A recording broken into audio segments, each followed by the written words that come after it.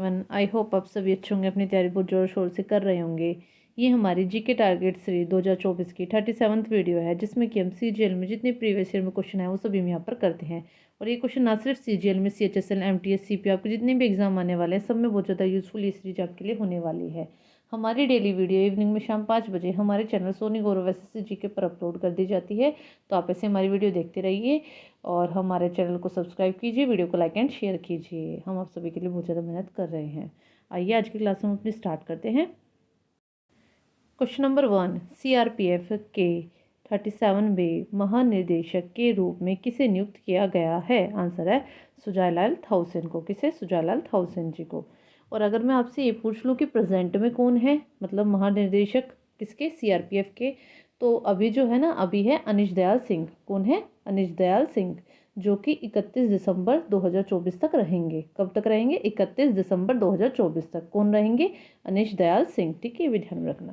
Question number 2 है, आधुनिक पारिस्थितिकी के जनक कौन है? आंसर है ईपी ओणम। ठीक है, मतलब फादर ऑफ मॉडर्न इकोसिस्टम कौन है? ईपी ओणम जी। ठीक है। क्वेश्चन नंबर 3 है, दिल्ली, बम्बई, चेन्नई और कोलकाता को जोड़ने वाला राष्ट्रीय राजमार्ग नेटवर्क डैश कहलाता है? आंसर है स्वर्णिम चतुर्भुज। क्या कहलाता है? स्वर्णिम चतुर्भुज। और ये कब स्टार्ट किया गया था? ये स्टार्ट किया गया था 2001 में। कब स्टार्ट किया गया था? 2001 में। उस टाइम प्रधानमंत्री कौन थे? अटल बिहारी वाजपेयी जी। ठीक है, कौन थे प्रधानमंत्री? अटल बिहारी वाजपेयी जी, जब ये स्टार्ट किया गया था 2001 में। और ये कंप्लीट कब हुआ है? कंप्लीट हुआ है ये 2012 में। ठीक है, ये भी ध्यान में रखना। ठीक है। क्वेश्चन नंबर 4 है, पीट कोयले में डैश कार्बन और डैश नमी की मात्रा उच्च मात्रा होती है? आंसर है निम्न कार्बन और उच्च नमी की मात्रा होती है। ठीक है, पीट कोयले में निम्न कार्बन और उच्च नमी की मात्रा होती है। ठीक है। और अगर मैं आपसे पूछ लूँ कि जो ये पीट कोयला है, इसमें कार्बन की मात्रा कितनी है? इसमें कार्बन की मात्रा होती है बच्चों 40%। कितनी होती है? 40%। और एक और कोयला होता है जो कि एंथ्रेसाइट कोयला होता है, उसमें कार्बन की मात्रा सबसे ज़्यादा होती है। उसमें कार्बन की मात्रा 80 से 90% होती है। ये भी ध्यान में रखना है। ठीक है बच्चों। क्वेश्चन नंबर 5 है, थाईपुसम उत्सव किस राज्य में मनाया जाता है? आंसर है तमिलनाडु। ये मैंने बहुत बार क्वेश्चन आपको करा रखा है। ठीक है, जो थाईपुसम महोत्सव है, मतलब उत्सव जो है ना, वो किस राज्य में मनाया जाता है? ये मनाया जाता है तमिलनाडु में। ठीक है, थाईपुसम जो उत्सव है कहाँ मनाया जाता है? तमिलनाडु में। मोस्ट इंपॉर्टेंट है, कई बार एग्जाम में पूछा गया है। ठीक है, थाईपुसम कहाँ पर? तमिलनाडु में। थाईपुसम फेस्टिवल कहाँ पर? तमिलनाडु में। ध्यान में रखना। क्वेश्चन नंबर 6 है, शिक्षक दिवस 2022 के अवसर पर Indian science technology and engineering facility map I stream ने वैज्ञानिक रूप से इच्छुक महिलाओं के प्रयासों को मजबूत करने के लिए किस पहल की शुरुआत की थी? आंसर है वेस्ट। किसकी शुरुआत की थी? वेस्ट की। देखिए एक बच्चों, एक दो बात और बात ध्यान रखना इस क्वेश्चन से संबंधित, कि टीचर डे भारत में 5 सितंबर को मनाया जाता है। कब मनाया जाता है? 5 सितंबर को। और मतलब किसके जन्मदिन पर मनाया जाता है ये? जो हमारे पहले, जो हमारे सब प्रथम आज़ादी के बाद जो पहले वाइस प्रेसिडेंट, मतलब उपराष्ट्रपति जो रहे हैं हमारे, सर्वपल्ली राधाकृष्ण जी, सर्वपल्ली राधाकृष्ण जी, उनके जन्मदिन पर मनाया जाता है। और अगर मैं आपसे पूछ लूँ कि वर्ल्ड टीचर डे कब मनता है, वो मनता है 5 अक्टूबर को। कब मनता है? 5 अक्टूबर को। और टीचर डे भारत में 5 सितंबर को। ठीक है, 5 सितंबर को, ये भी ध्यान रखना। और किसके जन्मदिन पर? सर्वपल्ली राधाकृष्ण जी के। ठीक है, और जो कि क्या थे? जो पहले हमारे मतलब आज़ादी के बाद पहले वाइस प्रेसिडेंट थे, मतलब उपराष्ट्रपति थे। ये बाद में प्रेसिडेंट भी बने, मतलब राष्ट्रपति भी बने हैं। ये भी ध्यान में रखना। ठीक है बच्चों। क्वेश्चन नंबर 6 पढ़ते हैं, डैश के बाद महात्मा गांधी ने असहयोग आंदोलन वापस ले लिया? आंसर है चोरी चोरा की घटना। मतलब महात्मा गांधी ने असहयोग आंदोलन चलाया था 1920 में। ठीक है, फिर जब ये चोरी चोरा की घटना हुई ना 1922 में, तो मतलब महात्मा गांधी जी ने अपना असहयोग आंदोलन वापस ले लिया। और ये चोरी चोरा घटना कहाँ हुई थी? ये गोरखपुर के चोरी चोरा पुलिस स्टेशन में हुई थी। ठीक है, ये भी ध्यान रखना। क्वेश्चन नंबर 8, कुल्लू दशहरा एक रंगोत्सव है जो मुख्यतः किस राज्य में मनाया जाता है? आंसर है हिमाचल प्रदेश। कहाँ मनाया जाता है? हिमाचल प्रदेश में। क्वेश्चन नंबर 9, काशी यात्रा योजना डैश की सरकार द्वारा शुरू की गई थी? आंसर है कर्नाटक। किस सरकार ने शुरू किया था? कर्नाटक सरकार ने। क्वेश्चन नंबर 10, किसने अपने परंपरागत पेशे को छोड़कर शस्त्र को अपना लिया और कर्नाटक में अपना राज्य सफलतापूर्वक स्थापित किया? आंसर है कदम्ब मयूर शर्मन। ठीक है, देखो जो ये मयूर शर्मन है, इन्होंने कदम्ब वंश की स्थापना की थी। कब की थी? 4th सेंचुरी में। और किसको हराया था? पल्लवों को हराया था इन्होंने, और वैजयंती अपनी कैपिटल बनाई थी, जो कि मैसूर में है, कर्नाटक में। ठीक है, ये भी ध्यान में रखना। क्वेश्चन नंबर 11 है, अंतर्राष्ट्रीय टेनिस महासंघ ITF 2011 के नियमों के अनुसार टेनिस कोर्ट की मानक लंबाई कितनी होनी चाहिए? आंसर है 23.77 मीटर। 23.77 मीटर। ठीक है, और जो ये ITF है, इसकी फुल फॉर्म क्या है? International tennis federation. इसका हेडक्वार्टर कहाँ है? लंदन, UK में। ठीक है, यूनाइटेड किंगडम में है जो लंदन। ठीक है, वहाँ पर इसका क्या है? हेडक्वार्टर ITF का। ये भी ध्यान में रखना। ठीक है, क्वेश्चन नंबर 12 है, किस पर्वत श्रृंखला में नवीन वलित पर्वत है? क्या है? नवीन वलित पर्वत है। आंसर है आल्प्स पर्वत श्रृंखला। क्या है? आल्प्स पर्वत श्रृंखला।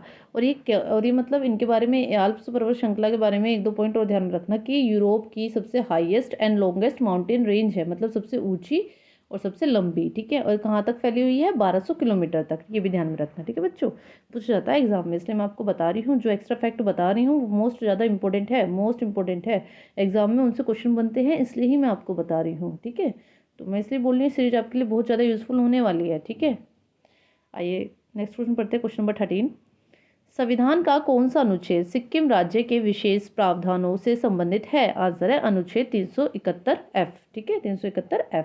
क्वेश्चन नंबर 14, फोमाइट की पहचान करें। आंसर है कांच। क्या है? कांच। ठीक है, क्वेश्चन नंबर 15 है, बंगाल में पहली इंग्लिश फैक्ट्री डैश में हुगली नदी के तट पर स्थापित की गई थी? आंसर है 1651। ठीक है, बंगाल में पहली इंग्लिश फैक्ट्री डैश में हुगली नदी के तट पर स्थापित की गई थी। तो इसमें क्या पूछा? ईयर पूछा है, कब की गई थी? 1651 में। और किस नदी के तट पर? हुगली नदी। और ये हुगली नदी है कहाँ पर? कलकत्ता में। ये भी ध्यान में रखना। ठीक है, क्वेश्चन नंबर 16 है, सबसे अधिक स्टूडियो रिकॉर्डिंग्स के लिए आशा भोसले का नाम Guinness book of world record में किस वर्ष दर्ज किया गया था? आंसर है 2011। क्या? 2011। ठीक है, कब दर्ज किया गया था? 2011। कब दर्ज किया गया था? 2011। और इनके बारे में एक दो पॉइंट और है, वो भी ध्यान में रखना। ठीक है बच्चों, कि इन्होंने आज़ादी के बाद से, मतलब आज़ादी से 2011 तक 11,000 से भी ज़्यादा गाने गा चुकी हैं। और कितनी लैंग्वेज में? 20 से भी ज़्यादा लैंग्वेज में ये गाने गा चुकी हैं। और कितने?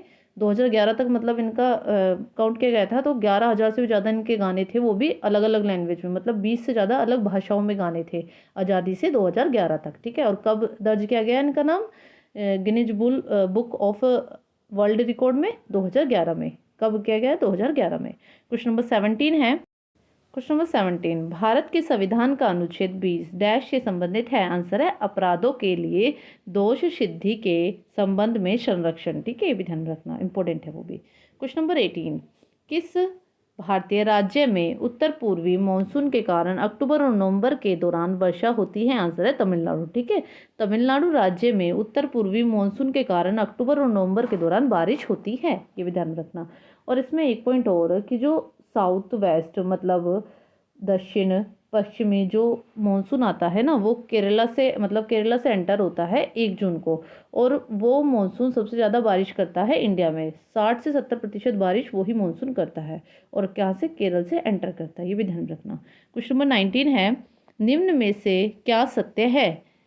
इसमें ऑप्शन दिए गए हैं। फर्स्ट, सरकार द्वारा पेश किया गया वेतन विधेयक एक पूंजीगत व्यय है। बी, सरकार द्वारा किसी कंपनी में किया गया निवेश एक प्रकार की पूंजीगत प्राप्ति है। इसमें सिर्फ सेकंड ही ऑप्शन सत्य है। ठीक है, फर्स्ट ऑप्शन सत्य नहीं है। क्वेश्चन नंबर 20, नीति NITI आयोग का पदेन अध्यक्ष होता है? आंसर है PM।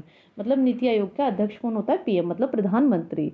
और अगर मैं नीति की फुल फॉर्म पूछूं आपसे, तो नीति की फुल फॉर्म होती है national institution for transforming India. ठीक है, और मतलब ये कब स्थापित किया गया था? 1 जनवरी 2015 को। ठीक है, जब हमारी मोदी सरकार आई थी 2014 में, तो उससे अगले साल ही 1 जनवरी को ये, मतलब आयोग स्थापित कर दिया गया था। ठीक। 21, प्रधानमंत्री नरेंद्र मोदी ने 2019 में जून 21 को किस शहर में अंतर्राष्ट्रीय योग दिवस के उत्सव के हिस्से के रूप में भाग लिया था? आंसर है रांची, जो कि झारखंड की कैपिटल है।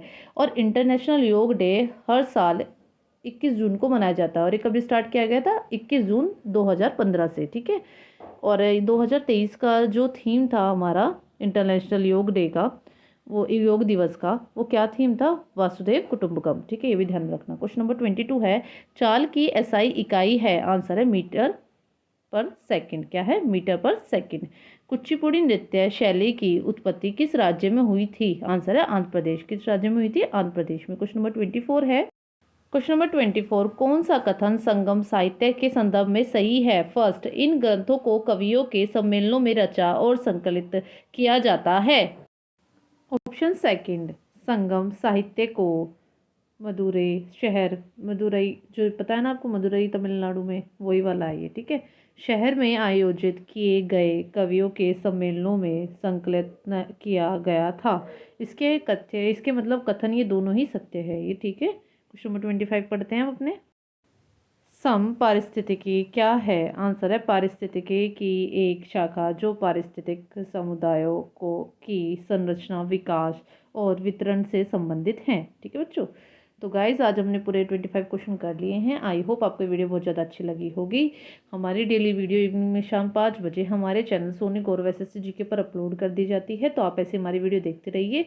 हमारे चैनल को सब्सक्राइब कीजिए, वीडियो को लाइक एंड शेयर कीजिए। हम सभी आपके लिए बहुत ज़्यादा मेहनत कर रहे हैं और आप भी ऐसे ही मेहनत करते रहिए और हमारी वीडियो देखते रहिए, क्योंकि जितने भी आपके एग्जाम आएंगे उसमें सीरीज बहुत ज़्यादा यूज़फुल आपके लिए होने वाली है। ओके बच्चों, bye, take care, thank you, have a nice day.